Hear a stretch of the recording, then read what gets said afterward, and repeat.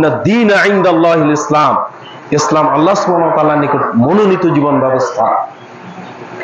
এটাকে আল্লাহ সুবহানাহু ওয়া তাআলা মনোনয়ন করেছেন।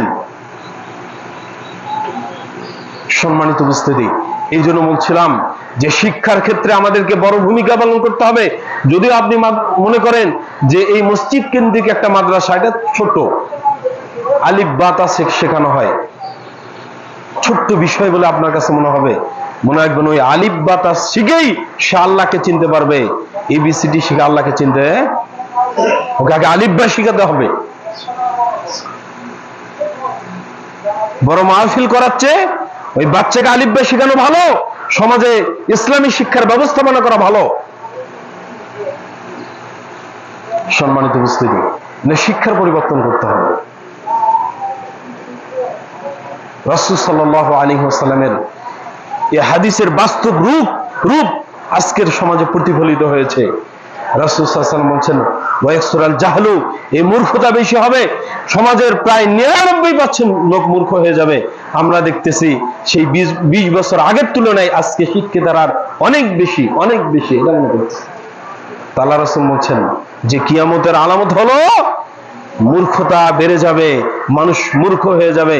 আপনি মনে করতেছেন যে হাট্টিমাটিম টিম যে লিখছে ও বড় শিক্ষিত, কিন্তু ইসলাম বলতেছে ও সবচেয়ে বড় মূর্খ।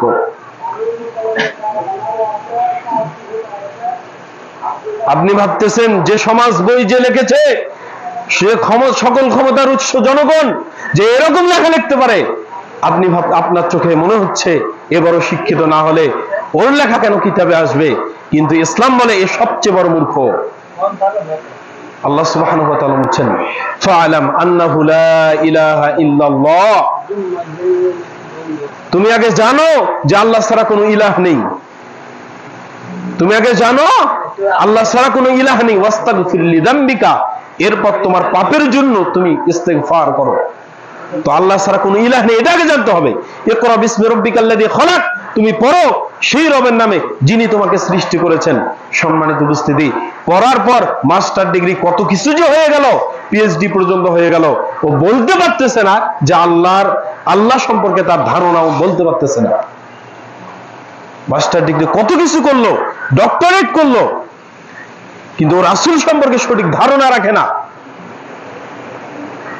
ওর জীবন বিধান সম্পর্কে সঠিক ধারণা রাখে না।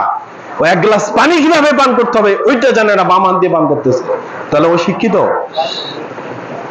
ওয়ায়াকসুরাল জাহাল, মূর্খতা বেশি হবে।